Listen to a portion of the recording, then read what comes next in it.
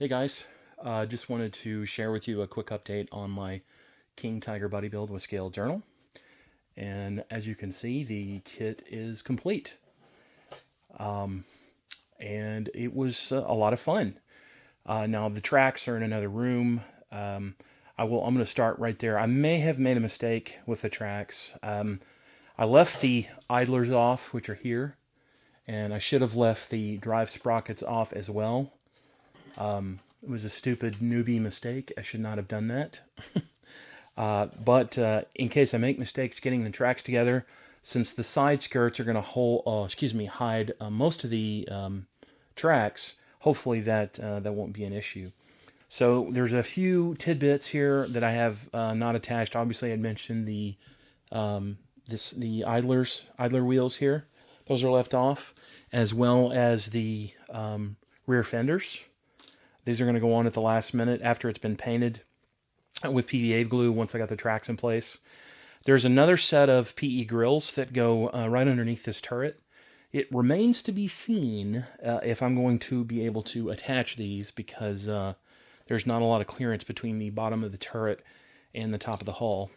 So since the last update, basically I've finished everything you see here. I'd mentioned that I did this wonderfully detailed Aber metal barrel. I used Dragon Magic tracks from another kit because I just didn't have a lot of faith in the tracks that came with the kit.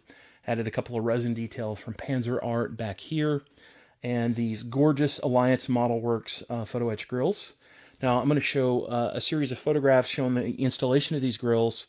They actually have the mesh or interwoven pattern, much like thread, that the grills on this vehicle actually had. So Alliance Model Works has done a fantastic job of recreating that in scale, and it is just absolutely gorgeous. Now, there's a little bit of a blurb with the tow cables, but I'm going to live with it.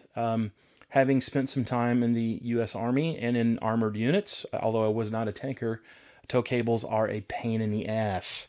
Anybody who's ever worked with one can tell you that. Getting them back on the vehicle and getting them on there properly. So I used Eureka XXL tow cables, which come with resin eyelets, but I actually used the eyelets from the kit because you needed that to glue it to the side of the hull. And they turned out they were a bit long, longer than I had anticipated, so they hang out of the back of the hull here. I think it looks okay. If you guys think it detracts from the build, you'll have to let me know. But I do prefer the look of the copper over the string that came with it. Now there's another neat little bit of detail that I've added here. Let me remove the turret. And that is this beautiful RB Models two-piece turn brass machine gun barrel for this anti-aircraft MG34. It's really, really nice. I'll be showing a series of photographs as well on that so you can see what that looked like. So I took the MG34 from the old Tamiya German weapons set, cut the barrel off, and then slowly drilled a hole in the front of this receiver for the machine gun in increasing diameters till I got one the size that was correct for the locating pin that came with the barrel, and I'm just extremely thrilled with the way that turned out. Now, this thing is a little front heavy because of this heavy Aber barrel. I may or may not have to end up gluing the barrel in place.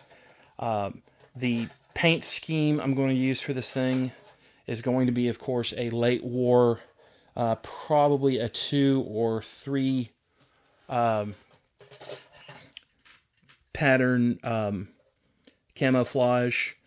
And there's 3 options with the kit, and I think I've made my choice on which one. But I do want to talk briefly about the kit. So now that I've built this thing, by the way, this is the first time I have completely finished a Zvezda model. And this, as I had mentioned when I started this project, this is a copy of a Dragon kit. It's not a Rebox, it's Zvezda plastic. Now, it is not as crisp as the Dragon parts because I have the Dragon kit more or less from whence this came. And the parts are not as crisp. I think that's understandable.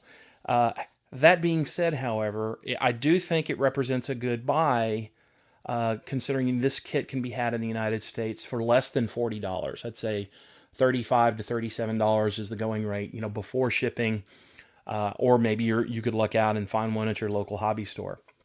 So from that aspect, it's a good buy. They also make a Porsche turreted version of this kit that's also been released not that long ago.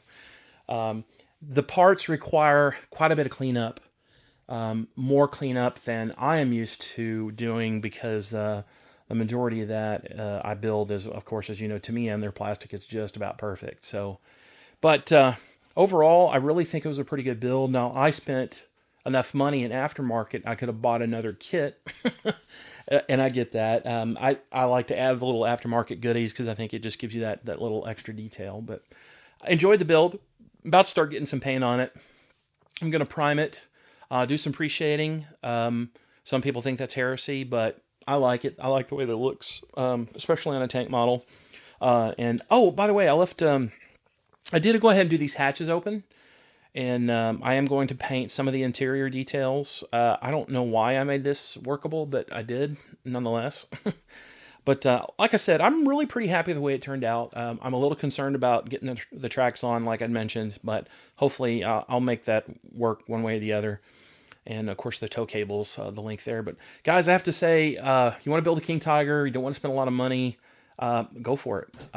I'd say pick you up one. It will build fine out of the box. Like I said, parts require a little bit of cleanup.